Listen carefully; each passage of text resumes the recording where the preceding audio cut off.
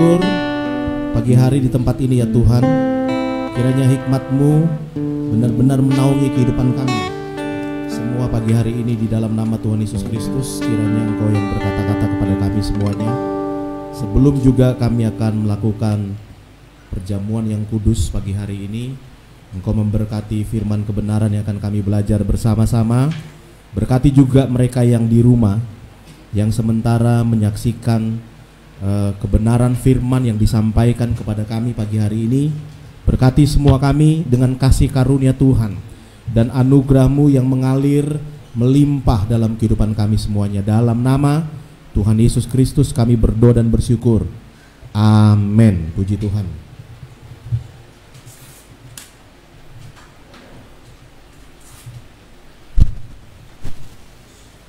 Haleluya. Shalom saudara-saudaraku yang dikasihi oleh Tuhan. Nah, pagi hari ini kita akan belajar satu kebenaran tentang bagaimana Tuhan bekerja dengan segala perubahan yang demikian cepat. Sangat cepat sekali terjadi di dalam pekerjaan Tuhan. Dan kita akan melihat juga bahwa perubahan demi perubahan itu bukan hanya dalam pekerjaan Tuhan, tapi di dunia ini perubahan itu demikian cepat sekali terjadi, saudara. Secara global juga ada perubahan-perubahan di dalam organisasi mungkin ya, di dalam produk, di dalam apa yang kita konsumsi, di dalam style berpakaian. Semuanya itu ada perubahan-perubahan, saudara. Dan memang dunia itu seperti itu gitu. Kita tahu bersama-sama bahwa di tahun 2000-an, kalau saudara sudah mulai mempergunakan handphone ya, di situ tuh ada merek-merek yang saat ini sudah nggak ada kan. Saya nggak usah sebut nama mereknya, tetapi di tahun-tahun itu saudara, merek-merek tertentu itu wah begitu mendominasi pasar dunia, saudara. Tetapi Anda lihat teknologi aja berubah demikian cepat sekali. Dan ketika merek handphone itu tidak mau melakukan perubahan juga, maka dia tertinggal, ditelan oleh perubahan zaman itu sendiri. Dan itu ada beberapa kali terjadi, nggak usah jauh-jauh juga lah.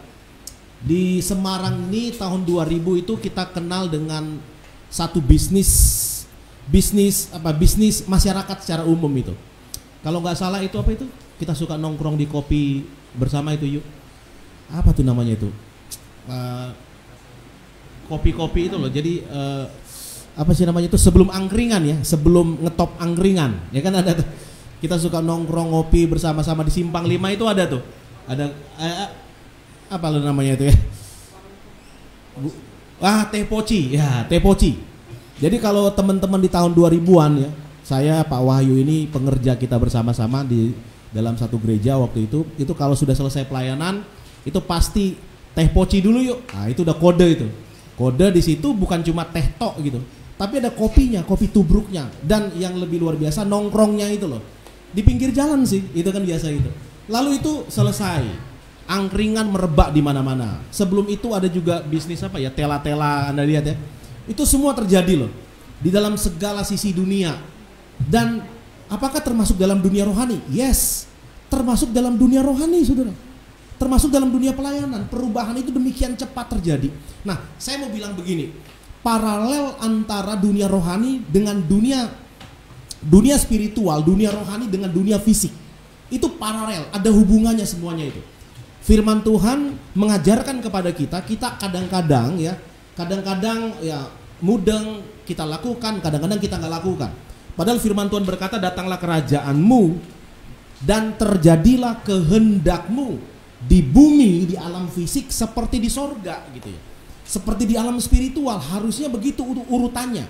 Makanya umat Tuhan disuruh berdoa agar urutan yang benar ini yang terjadi.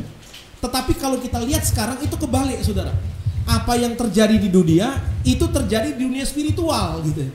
Terjadi dulu di dunia fisik, baru dunia spiritual ngikuti dengan terburu-buru dan tergesa-gesa. Harusnya enggak. Harusnya dunia spiritual dulu yang mempengaruhi alam fisikal. Di tahun 2000 juga, saudara, ada beberapa tayangan, beberapa KKR atau beberapa pertemuan gereja yang bahas tentang transformasi, kalau Anda ingat itu ya. Transformasi yang terjadi di satu kota. Akibat apa? Akibat umat-umat Tuhan berdoa. Akibat umat-umat Tuhan melakukan satu pergerakan, sehingga pergerakan spiritual itu terdampak di kotanya gitu. Itu keren banget. Saya pernah saksikan ada beberapa video yang ditampilkan di sesi-sesi transformasi kota itu. Saya ingat ada satu kota di Almolonga.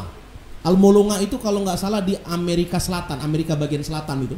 Di benua Amerika bagian selatan, bukan di United States-nya itu, bukan, tapi di mungkin Meksiko atau di pokoknya di negara-negara itu kali ya, di kota Almolonga itu. Ketika gereja-gereja itu mulai melakukan pergerakan spiritual, maka dampak terjadi atas kota itu, saudara, atas daerah itu, sehingga kita ditunjukin tuh tayangan-tayangannya. Saya agak lucu juga, tapi juga sekaligus diberkati juga.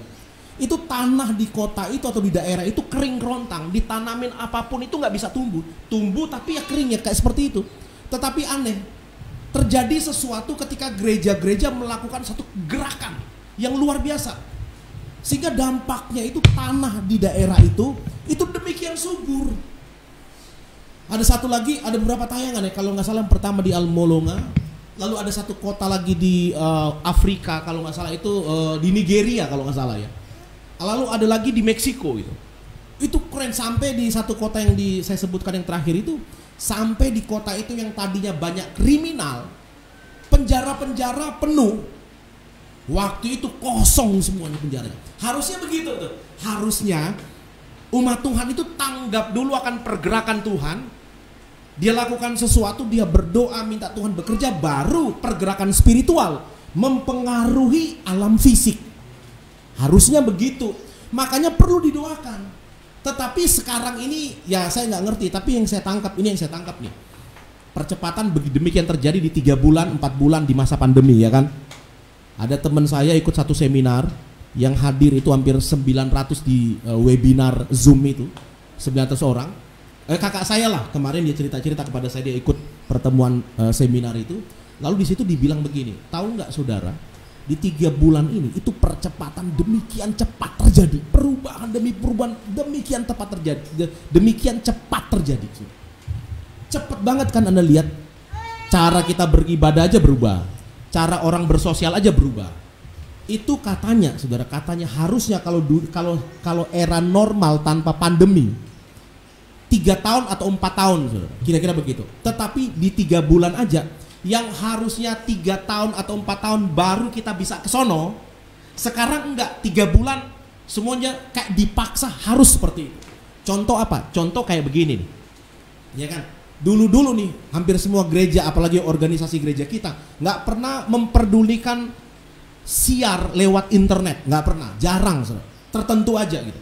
Sekarang enggak, sekarang semuanya itu disiarkan live streaming, cepet banget. Yang harusnya 4 tahun kemudian kata mereka gitu, kata di webinar ini, saya melihat iya ya.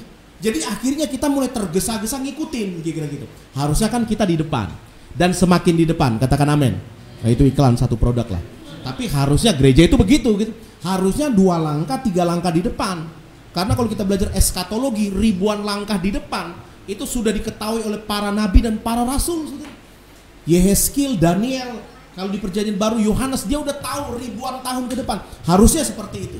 Nah saudara, saya ingin bicara pagi hari ini juga mungkin singkat aja kali, karena pendahuluannya yang udah panjang sebenarnya. Coba kita lihat ada perubahan yang harus dilakukan oleh umat Tuhan. Dan saya berdoa mungkin perubahan ini juga terjadi bagi kita juga ya. Lalu kita melihat dalam Yosua pasal yang pertama. Yosua pasal yang pertama, ada satu cerita di situ, nanti kita akan bacakan bersama-sama ya. Sampai ayat yang ketiga saja.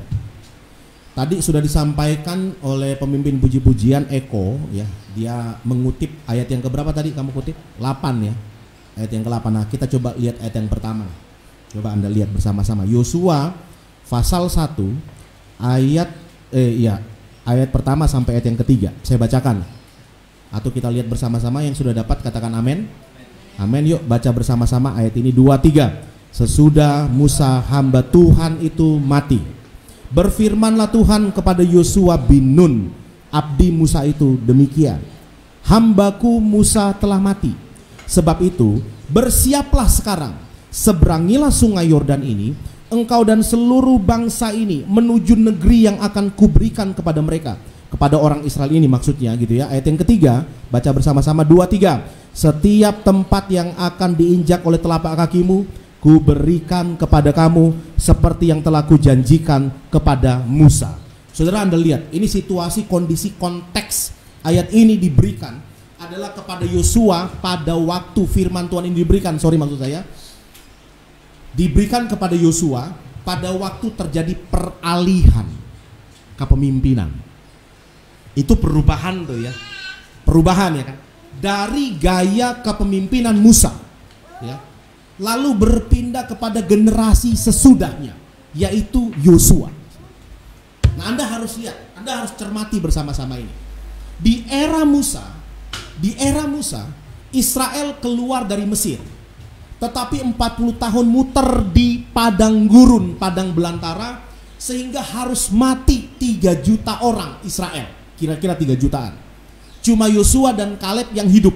Ya, itu kata Alkitab tuh. Yang lain mati semua termasuk Musa. Di era Yosua, Israel yang sudah di padang gurun ini masuk ke tanah perjanjian. Anda lihat, keluar orang Israel dari Mesir, perlu tongkat Musa, perlu kepemimpinan Musa. Harusnya ya, sampai dong di tanah perjanjian Musa juga gitu ya. Harusnya begitu gitu. Harusnya begitu sebenarnya kan. Harusnya begitu. Kan Tuhan berkata dia mengawali, dia juga mengakhiri. Tetapi ketika kita baca firman Tuhan, pengertian Tuhan yang mengawali, dia juga yang mengakhiri, dia alfa dan omega itu harus melibatkan banyak orang. Gak bisa cuma satu orang doang. Gak bisa cuma Musa doang. Perlu ada generasi Yosua yang harus juga tampil di depan. Saya mau bilang begini kepada teman-teman, kepada juga Anda yang ada di rumah. Pergerakan ini pergerakan Tuhan, ini pergerakan ilahi. Ketika Musa selesai, baru firman diterima oleh Yosua loh, saudara. Anda lihat ini. Artinya apa? Artinya begini, selama masih ada Musa, Yosua tidak dapat firman, nggak dapat firman. Firman khusus ya, firman khusus saya bilang. Firman khusus, firman yang secara spesifik bilang, Yosua, kamu bawa Israel di tempat di mana engkau pijak, di situ diserahkan kepada kamu. Kalau Anda baca ayat yang keempat, itu luar biasa. Padang gurun, Libanon, sebelah sana sampai sungai besar, sungai Efrat, seluruh tanah orang Het, sampai ke laut besar di sebelah, semuanya itu akan menjadi daerahmu. Seorang pun tidak akan dapat bertahan menghadapi engkau seumur hidupmu. Seperti aku menyertai Musa, demikian juga aku menyertai engkau. Itu didapat sesudah ayat pertama. Coba lihat ayat pertama. Sesudah hamba Tuhan itu apa, saudara? Mati. Nah, sekarang kita mulai tarik ke apa ya, kalau bahasa teologi itu tafsir, hermeneutik. Sekalian kita mau ambil firman ayat-ayat ini, kita mau aplikasikan ke dalam kehidupan kita kan. Begitu, itu maksud saya. Nah begini, kalau Anda ingin mengalami satu pembaruan, dan memang harus itu pembaruan, harus ada satu pembaruan, harus ada. Kita belajar dari Israel. Leader baru muncul, ya, leader baru muncul itu sesudah selesai eranya Musa. Dan semua terjadi, saudara, sampai generasi berikutnya, sampai generasi berikutnya. Anda lihat Elia, seorang yang sama dengan Musa. Lihat Elia, seorang yang sama dengan Musa. Karena di Israel itu yang paling dihormati oleh bangsa Israel itu adalah Musa, Elia. Musa yang membelah laut Teberau, Elia yang menurunkan api dari langit. Itu ada tugu peringatan untuk mereka loh di Israel sampai hari ini. Sampai hari ini. Sebagaimana Musa, begitu juga Elia. Elia juga selesai, muncul Elisa. Dan itu terus menerus terjadi. Nah, saya mau bilang begini, pergerakan cepat Tuhan itu banyak hal. Banyak banget halnya. Nah, satu hal yang kita bahas ini adalah peralihan sebenarnya. Peralihan. Kalau kayak begini ini, yang harus kita aplikasikan dalam kehidupan kita. Yang pertama, saudara wajib membuka ruang berpikir Anda untuk hal baru yang akan muncul di kemudian. Itu yang pertama. Ada banyak orang Kristen kan nggak siap dengan satu perubahan. Kita nggak pernah siap lah, jarang yang siap. Tetapi kadang-kadang dipaksa dengan keadaan, mau nggak mau dengan tergesa-gesa kita siap. Contohnya apa? Contohnya ini, pandemi gitu. Contohnya pandemi. Mungkin kalau nggak ada pandemi, saudara, mungkin gereja nggak langsung bangkit dengan pakai jubah yang baru, dengan cara pelayanan yang baru, mungkin enggak. Tapi dengan adanya pandemi, tapi bayangkan kalau kita udah siap duluan, itu maksud saya. Kalau kita udah siap duluan jauh-jauh hari sebelumnya, kita nggak perlu tergesa-gesa, ya kan? Kenapa? Karena kita nggak bisa. Gini. Saya berapa kali cerita dengan beberapa temen yang lebih senior jauh kepada saya.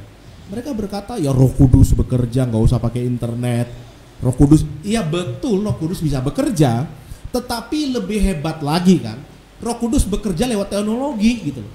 Zaman dulu tuh, zaman gereja denominasi kita ini, itu ketika perintisan beberapa puluh tahun yang lalu ya, kita juga nggak bisa terbuka dengan musik waktu itu. Saya ingat ya, saya banyak, nggak semua, tapi ada beberapa tokoh-tokoh kita itu, mereka berkata begini, udahlah, yang penting biar cuma ada gitar gitu ya. Yang penting ada cuma satu gitar, orang nyanyi ya udah ada hadirat Tuhan. Betul gitu. Tapi kenapa hanya gitar? Bukankah lebih bagus lagi ada gitar, ada drum, ada keyboard, ada mic yang bagus, ada sound yang bagus, Roh Kudus bekerja, kan itu hebat kan gitu. Itu berkali-kali lipat loh terjadi dampaknya. Nah kita nggak siap waktu itu. Kita nggak siap. Saya kebetulan ada di bawah satu leader pada waktu itu yang menolak banget praise and worship. Betul waktu itu. Jadi apa itu nggak boleh seperti itu. Tapi mau nggak mau kan. Akhirnya tergesa-gesa kita ngikutin itu. Sementara ada kelompok yang lain sudah siap mereka. Nah ini maksud saya. Yang pertama saudara, kalau Anda pengen masuk dalam gerakan Tuhan, pertama nih, saudara harus belajar membuka pikiran, membuka kondisi kita untuk siap untuk menerima hal yang baru yang terjadi. Katakan amin. Harus siap, apapun itu harus siap. Saya mau bilang kepada anak-anak binaan ini ya, saudara, gini, kita ini generasi pembina ini, ada Pak Riki, ada saya, ada Wahyu ya. Kita ini sudah 40 ke atas semua nih. Yuk, udah berapa? 40 boleh? Enggak. 42 malah. 47. Dari tampilan fisiknya 47 katanya kan. Wah, istrinya langsung melototi saya dong. 47, 57, 57 kata istrinya gitu. Kita mau sampai kapan kuat seperti ini ya? Kadang-kadang kita udah patron di otak kita ini, udah pembina saya Samuel, Pak Riki, ini udah gitu. Ketika muncul yang baru, wah ini sopoy gitu. Kita bangun kerajaan kita gitu. Saya mau bilang begini dari mimbar ini ya, mungkin Samuel ini nggak selamanya jadi leader di sini gitu. Mungkin dalam waktu cepat juga ganti gitu. Mungkin aja gitu. Siapa yang tahu kan? Ya. Ini saya ngomong dicatat malaikat, dicatat internet ini. Ada buktinya ya. Mungkin aja gitu. Tiba-tiba bulan depan ganti leader, ya kan? Tiba-tiba minggu ini juga bisa aja. Entah saya pulang atau saya pergi kemana, bisa aja gitu. Dan saudara harus siap nih. Yang kecil-kecil ini harus siap. Ada next leader, harus siap. Dan memang harus seperti itu. Kalau enggak seperti itu, ini akan menjadi apa ya? Akan menjadi, saya ingat ada banyak teman-teman, ada banyak hamba Tuhan. Coba Anda lihat ya, dalam sejarah gereja, nggak mungkin bisa lama, nggak mungkin. Karena ketika lama itu akan jadi Tuhan di situ, dan nggak bisa seperti itu. Nah, orang-orang harus mengandalkan dia terus.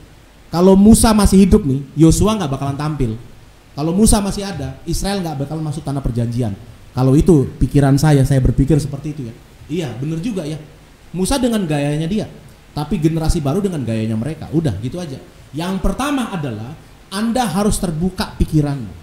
Yang pertama seperti itu. Nah, mungkin engkau yang ada di rumah nih, gini. Ada banyak umat Tuhan itu begitu mengandalkan orang tua mereka, baik orang tua rohani maupun orang tua fisik ya kan. Tetapi dalam kondisi percepatan kayak gini udah nggak bisa lagi seperti itu. Saudara harus mulai siap menerima satu perubahan. Katakan amin. Anda harus siap menerima satu perubahan. Ngomong sebelah kiri, harus siap menerima satu perubahan. Perubahan yang terjadi itu atas izin Tuhan semuanya, saya percaya begitu. Tetapi gini, tidak mungkin semua itu kehendak Tuhan. Artinya, tidak mungkin semua itu kehendak Tuhan dalam tataran yang paling ideal. Nggak mungkin. Gereja Protestan itu pecah berapa kali itu? Sampai ada di gereja kita pecah lagi gitu. Memang nggak ideal kadang-kadang perpecahan terjadi, tetapi dengan pecahnya organisasi di berapa puluh tahun yang lalu, banyak orang bisa dijangkau nih. Iya kan, banyak orang akhirnya terjangkau. Paulus dan siapa? Barnabas ya? Barnabas yang pecah gitu. Tapi akhirnya apa? Paulus luar biasa, rekannya juga luar biasa. Nah kadang-kadang kitanya yang nggak luar biasa gitu ya. Kitanya nggak luar biasa. Tapi anggaplah begini, kalau perubahan yang terjadi mungkin lewat cara yang tidak ajaib. Cara yang tidak ajaib ya. Karena Musa itu nggak keren kan. Terjadi kepada Yosua itu nggak keren, Musa mati. Wong keren itu kayak Elia dong. Elia itu ketika meninggalkan tongkat leadershipnya, itu ketika naik ke surga gitu. Itu keren banget itu menurut saya itu.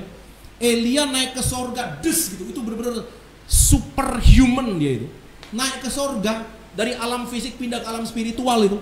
Itu nggak tahu, langit terbuka tapi ada kereta berapi itu dilihat oleh Elisa. Keren banget. Musa enggak, mati sebagai manusia gitu.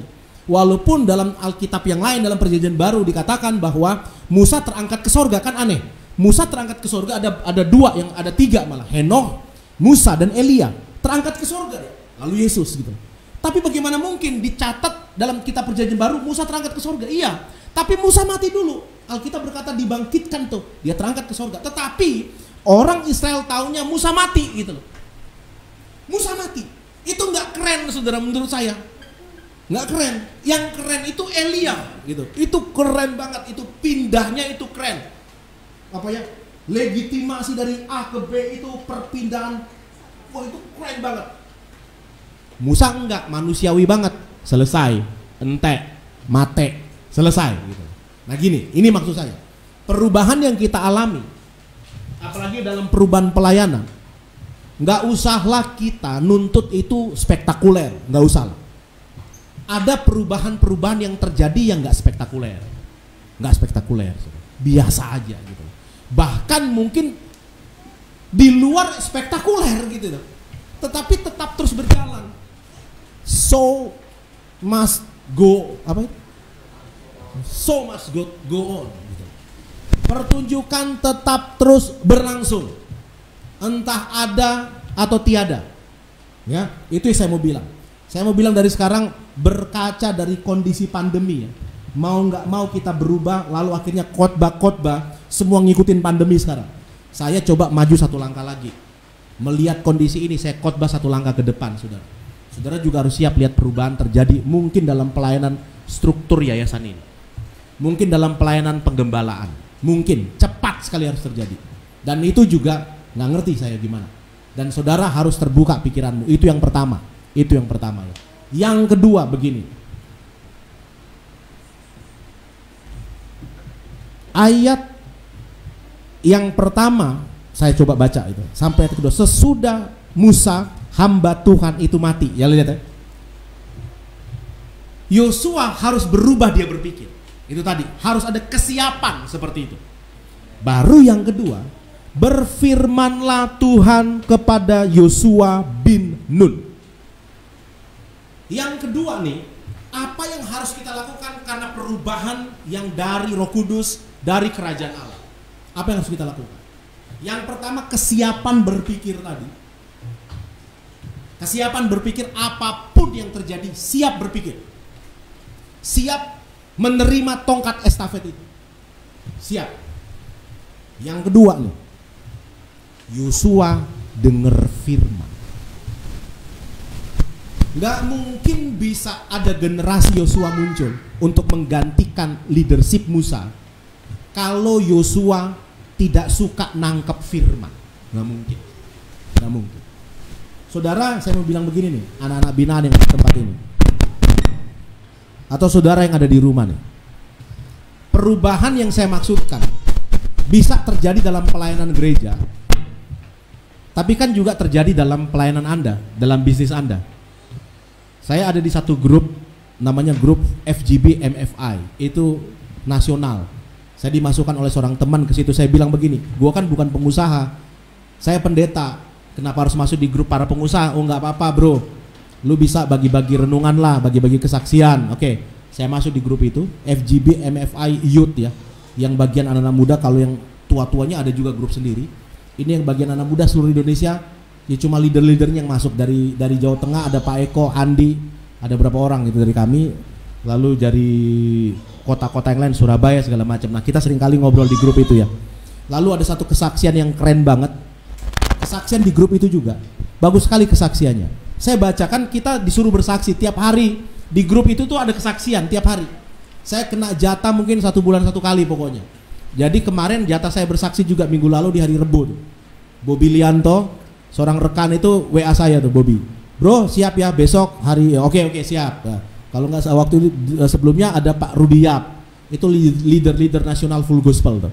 Nah tapi tiap hari itu ada berapa puluh orang di grup itu harus berbagi kesaksian, Nah sebelum saya menyampaikan kesaksian di hari Rabu minggu lalu, hari Senin kalau nggak salah itu atau hari Selasa itu ada teman dari Bandung, dia bersaksi di grup.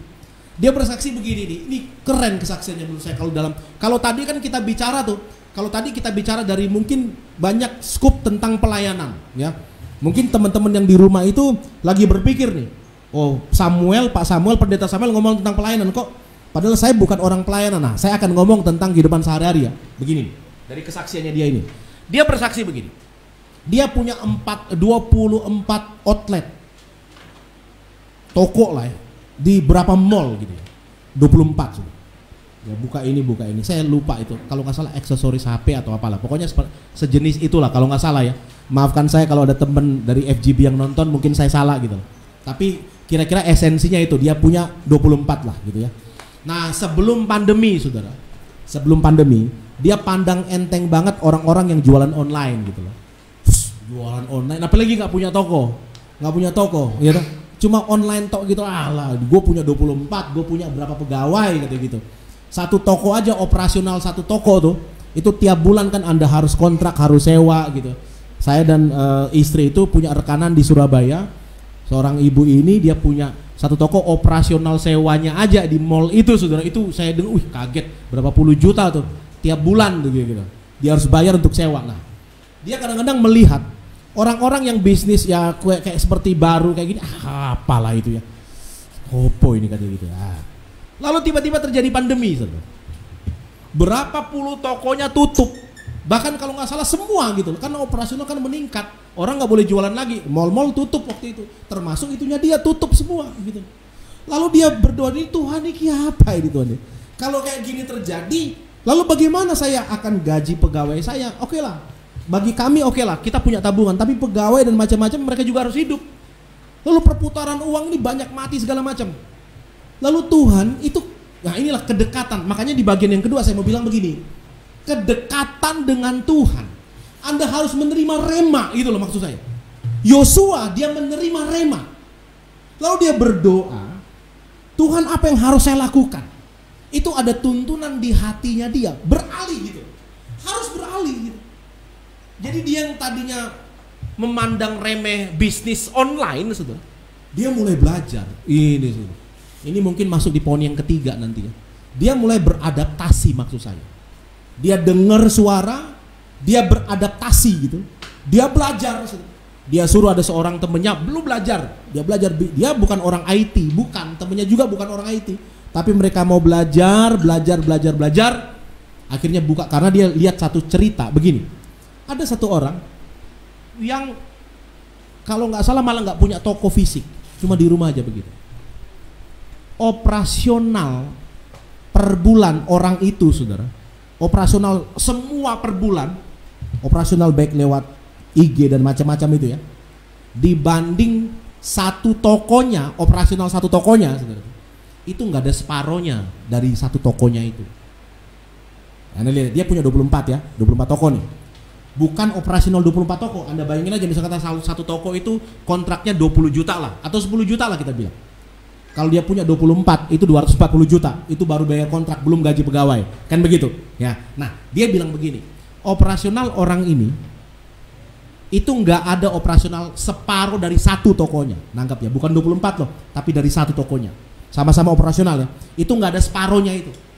Tapi pendapatan orang itu melampaui separuh pendapatan dia dulu semenjak masih. Dia kan bingung, ini kan edan kayak bahasanya. Ini kan kok bisa kayak gitu ya? Pendapatan total dia 24 toko sama orang itu tuh, sama orang ini yang nggak punya toko, itu dia bisa hampir bahkan separuh lebih dari pendapatan dia dengan 24 toko. Saudara bayangin aja tuh, padahal operasional dia cuma separuh dari tokonya. Kok bisa? Nah, situ Tuhan ikipin. Nah, dia dengar dapat rema. Dapat rema dia. Dengan rema ini dapat masuk di situ. Dia bersaksi, saya juga iya ya. Luar biasa ya. Nah, pengusaha-pengusaha engkau yang di dalam Tuhan ini, bagian yang kedua, kalau yang pertama engkau harus siap terima perubahan, yang kedua itu berdasarkan kedekatanmu dengan Tuhan. Apa kedekatan contohnya? Dengar rema. Lalu ada orang berkata begini, berarti gue gak usah baca Alkitab dong. Nah, ini salah nih. Salah, justru baca Alkitab gitu. Bagaimana orang bisa denger rema? Dia gak suka baca Alkitab, gak suka denger khotbah. Saya pernah tahu ada orang yang siti-siti ngomong, saya mendengar dari Tuhan, saya mendengar dari Tuhan. Lu aja gak suka denger orang khotbah gitu loh. Bagaimana mungkin lu denger suara Tuhan? Nah, denger suara orang khotbah aja lu gak mau. Nangkep ya, saudara? Alkitab berkata, bagaimana mungkin kita bisa mengasihi Tuhan yang gak kelihatan, yang kelihatan aja enggak. Sama kan gitu. Bagaimana mungkin Anda bisa mendengar suara audible Tuhan, wong Anda nggak mau dengar ada orang khotbah gitu loh. Ada orang khotbah nggak mau kita dengar. Bagaimana mungkin lu dengar suara Tuhan?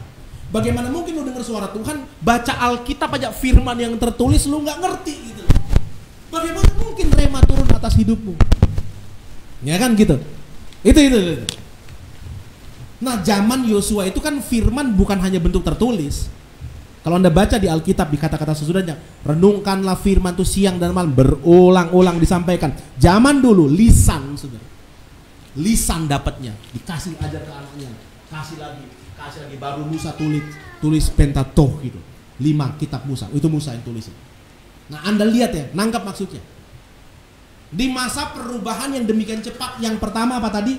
Kesiapan berpikir. Harus membuka ruang berpikir bahwa akan ada perubahan, gitu loh. Akan ada perubahan.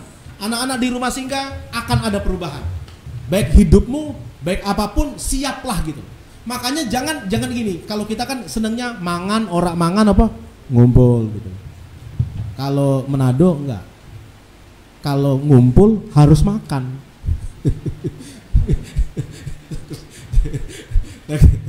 Ya ada salahnya juga sih. Nah, kalau nggak ada makanan nggak mungkin ngumpul dong. Tapi itu kan falsafah hidup beda-beda lah ya. Tapi saudara yang biasa punya filsafat hidup mangan orang mangan ngumpul juga harus siap menerima. Kalau nggak makan jangan kumpul gitu kira-kira gitu loh. Harus siap juga menerima itu. Nah, orang yang punya filsafat hidup kalau nggak makan jangan kumpul, dia juga harus siap menerima. Kalau nggak bisa makan, masa nggak bisa ngumpul? Masa kumpulan kita harus ditentukan oleh makanan? Nah kan begitu kira-kira gitu. Iya dong, kita bisa juga ngumpul tanpa makanan gitu loh. Tetapi orang yang punya pandangan itu juga dia harus juga bisa menerima. Lah kalau kita ngumpul terus tanpa mangan gitu loh, iki piye gitu. Kan nggak bisa. Nah itu maksud saya, perubahan itu harus siap. Anda nggak bisa punya pandangan hidup dari kecil sampai tua itu terus begitu terus, nggak bisa gitu, nggak bisa. Harus siap dengan perubahan. Yang kedua tuh, untuk bisa berubah kayak begitu, untuk nangkep kecepatan Tuhan bertindak, saudara harus suka dengan firman Tuhan. Katakan amin. Amin ya. Katakan amin saudara. Baru yang kedua, yang ketiga, ayat yang kedua, ayat yang terakhir. Ayat yang terakhir. Mari kita baca bersama-sama. Hambaku Musa telah mati, 2-3. Hambaku Musa telah mati, 2-3. Hambaku. Oke, baca bersama-sama. 2-3. Hambaku Musa telah mati. Sebab itu bersiaplah sekarang, seberangilah. Cukup sampai di situ aja. Yang ketiga, bertindak. Mulai bertindak. mulai ikuti itu. Nah temen saya tadi gitu, ketika dia dapat rema, dia belajar.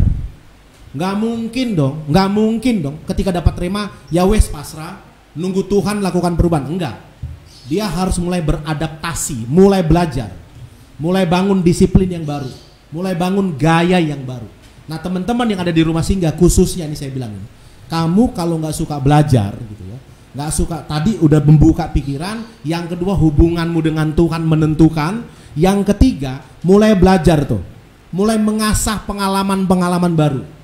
Saudara, nggak selamanya Anda di sini, ini khusus anak-anak dulu ya, nggak selamanya Anda di sini makan turu toh.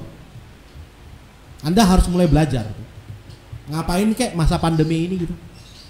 Kan kita sudah diajarin tuh buat kue. Minggu depan buat kue aja, jualan gitu loh. Siapa nggak bekerja jangan dikasih. Coba bareng-bareng bersama-sama. Yang tidak bekerja jangan dikasih. Sadismen rumah singgah. Orang sadis gitu. Nggak sadis rumah singgah. Cuma ngajarin kita lebih sadis lagi di pengalaman hidupmu di sono nanti loh. Jangankan nggak bekerja nggak makan, saudara. Saudara bekerja aja bisa nggak makan kok. Bener nggak? Saudara banting tulang bisa nggak makan kita karena ditipu orang. Saya punya teman beberapa orang itu udah bekerja, udah tanam modal, malah dibawa lari itu duitnya. Baru tadi malam juga saya tahu ada seorang teman yang cerita nih. Ada saudara saya di Salatiga mau bangun gereja itu, udah kumpulin duit dikasih ke orang untuk bangun gereja, dibawa lari sama orangnya gitu. Dan orang yang bawa lari itu nggak lari, cuma bawa lari duitnya toh. Orangnya nggak lari, tetap di sono. Jadi yang dibawa lari itu uangnya bangun gereja, orangnya masih tetap di sono, masih berteman di Facebook, masih suka unggah, kan berteman. Enak banget, berkat Tuhan hari ini dia foto makanan serta. Itu teman saya pendeta yang uangnya dibawa kabur orang ini, itu tiap kali buka Facebook itu pasti kepahitan dia. Kenapa? Karena tiap hari orang itu juga unggah statusnya, lagi makan iki, lagi di tempat ini, tanpa rasa bersalah, udah ngemplang utang, saudara gitu. Gitu. Bekerja, jangan apa? Orang yang tidak bekerja jangan dikasih makan. Ada orang bekerja nggak dapat makan. Ada orang sudah melakukan malah dibawa lari, saudara gitu. Apalagi nggak bekerja, itu maksud saya ya. Jadi mulai siapkan anak rumah singgah. Nah, teman-teman yang di rumah, saudara-saudara jemaat, saudara, hari-hari ini saudara mulailah. Yang penting Anda dapat rema dari Tuhan. Kalau Anda hamba Tuhan, Anda harus mulai belajar sekarang. Kalau Anda seorang pendeta, Anda harus mulai belajar. Begini, kenapa? Kenapa saya mau bilang begini? Kapan hari ya? Kemarin waktu saya di Surabaya, kami sharing-sharing dengan ada satu grup sharing-sharing. Lalu temen yang sharing ini sama dengan kakak saya cerita, dia ikut juga satu webinar gitu. Lalu ceritanya begini nih, tentang gereja. Di masa pandemi ini, itu gereja yang punya anggota 200 ke bawah, 100, 200 itu kuat. Tapi yang mulai bermasalah itu di atas 500, di atas 1000. Yang mega church itu mulai bermasalah. Kenapa? Karena jemaat-jemaat waktu itu datangnya ke gereja kan, ikut dia, pendetanya khotbah. Sekarang di masa pandemi semua kan online. Yang mereka lihat bukan hanya khotbah pendeta mereka toh. Pendeta-pendeta yang lain itu ikut berseliweran di timeline Facebooknya, Twitternya, di YouTube-nya dia. Coba Anda buka YouTube sekarang itu. Itu yang muncul bukan hanya khotbah Pak Gilbert toh zaman dulu. Sekarang muncul yang baru-baru kan. Yang kita nggak kenal lagi sopo yang kemarin itu muncul, saudara. Semua muncul gitu. Dan ini itu menjadikan semua orang harus gini, semua orang punya kesempatan untuk menyampaikan Injil, katakan amin. Kalau zaman lalu gue udah sekolah teologi, ngapain lu nggak baca-baca buku? Ya walaupun gue udah sekolah teologi, tapi kesempatan untuk berkhotbah nggak ada, kata gitu. Ya benar juga sih ya, karena kalau di gereja, apalagi gereja yang udah mega church gitu, untuk berkhotbah harus benar-benar gembalanya dan orang-orang dipercaya. Nggak mungkin sudah level 3, level 4 mau naik mimbar di situ, nggak mungkin. Beneran saya kasih tahu, nggak mungkin. Itu mesti kalau bukan gembalanya level 1, level 2, kalau nggak tamu, itu pun tamu yang sudah qualify itu. Saudara, level 4, level 5 pengerja gitu loh, lulusan teologi baru semester 1, nggak mungkin dikasih khotbah, nggak mungkin. Nggak usah jauh di sini aja, nggak mungkin Eko saya suruh dia khotbah gitu. Level 1, level 2 di second Atas Pak Riki, minggu depan Pak Wahyu, beri tepuk tangan, kita akan dengar beliau khotbah gitu. Iya dong, nggak mungkin. Ya karena kita ini ya, karena kita apa tuh anti diskriminasi dan emansipasi, ya minggu depan Roy yang khotbah gitu loh.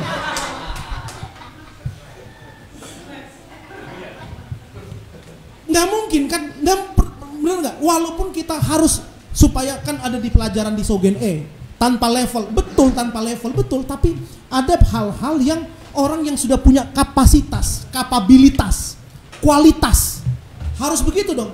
Nah, saudara misal kata kayak Eko ini, wah, gue nggak pernah dapat kesempatan khotbah di Generasi Emas. Tenang Eko.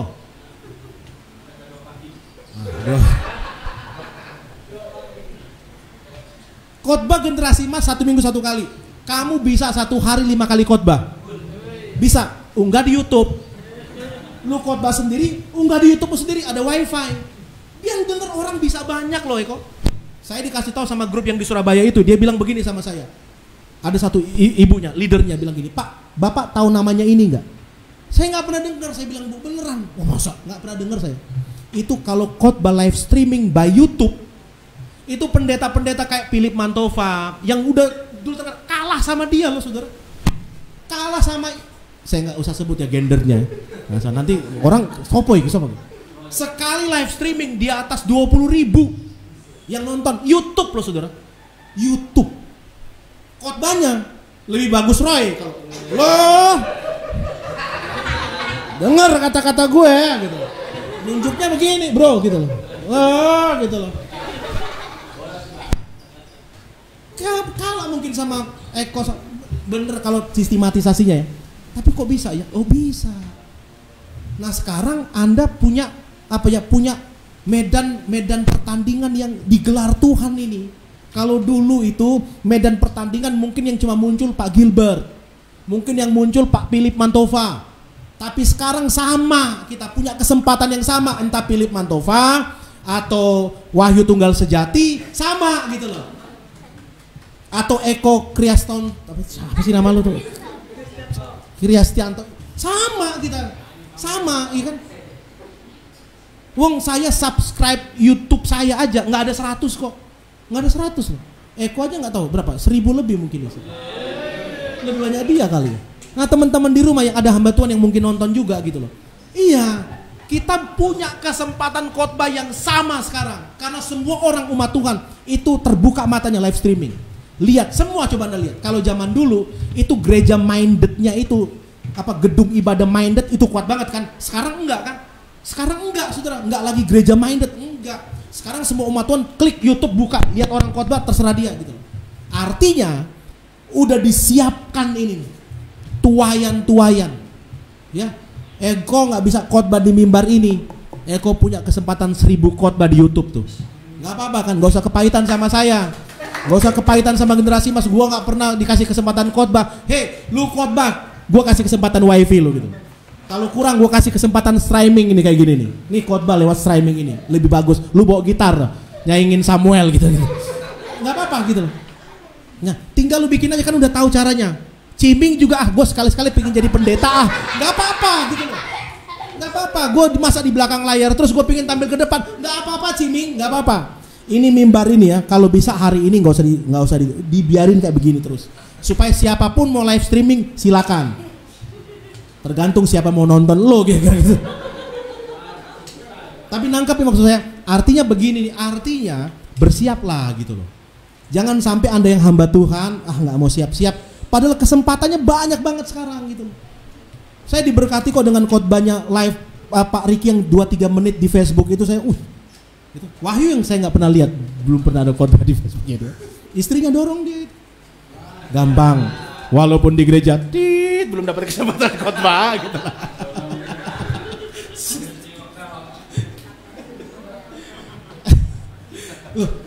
Saya punya di Facebook, saya punya 2 akun Facebook itu 5.000 saudara.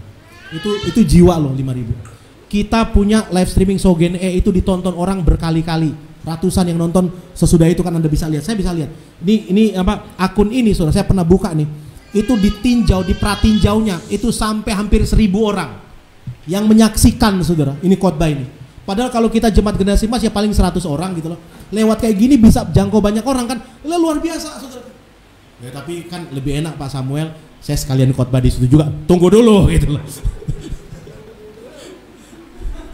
Tunggu dulu kok gitu loh. Buktikan dulu gitu dalam 30 tahun pelayanan di. Jadi 3 hal itu ya teman-teman. Yang pertama apa? Kesiapan berpikir. Mulai siapkanlah segala kemungkinan dalam kehidupan Anda. Siapkan. Orang yang nggak pernah siap kemungkinan di pandemi ini dia lumpuh. Tapi orang yang sudah dari dulu udah biasa terbuka. Kita dulu udah biasa terbuka ya, apalagi orang lapangan biasa terbuka langsung gampang. Orang yang dulu kaku ini habis dia sekarang ini. Pengusaha yang dulu kaku habis kamu sekarang. Gereja yang dulu kaku habiskan sekarang. Tapi kalau kita biasa terbuka, pikiran kita terbuka, sekarang masih bisa eksis aja tuh, ya kan? Itu semua. Yang kedua, punya kedekatan dengan Tuhan. Dengar firman Tuhan, ini malah yang paling penting. Yosua ketika era Musa selesai, firman turun kepada Yosua. Orang-orang yang punya kedekatan firman dengan Tuhan, dia satu langkah di depan. Ya, sebelum terjadi Tuhan udah bilang kan sama dia, begini, kamu harus pergi ke sini, gini, ini menjadi milikmu. Udah dibilangin gitu loh. Kenapa? Karena dia dekat. Yang ketiga, persiapan. Ayo semua sama-sama ngomong, ayo mulai bersiap-siap sekarang nih. Kalau Anda orang teologi belajar, kalau Anda orang kuliah belajar. Mei saya pernah bilang di sini sama siapa yang guru-guru ya.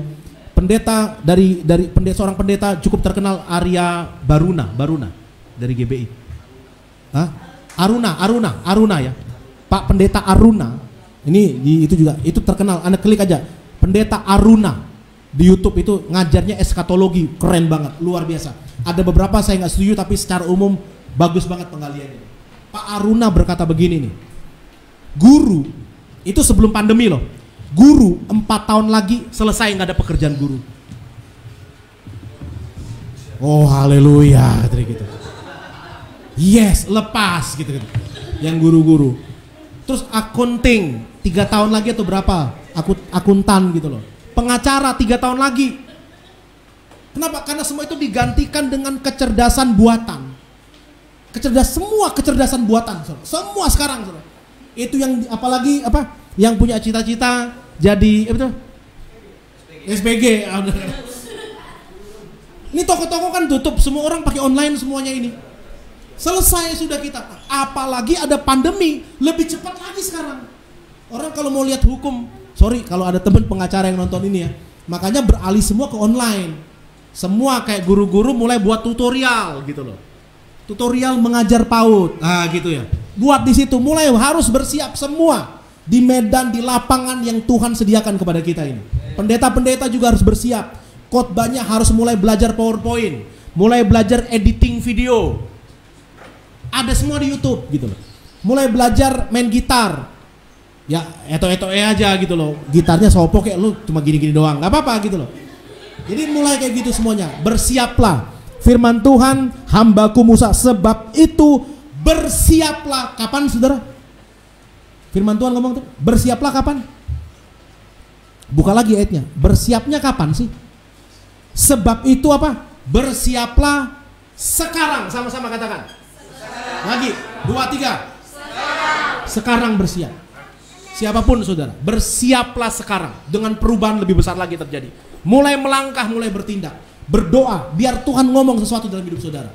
Amin, firman Tuhan. Mari kita bangkit berdiri bersama-sama, puji Tuhan, haleluya.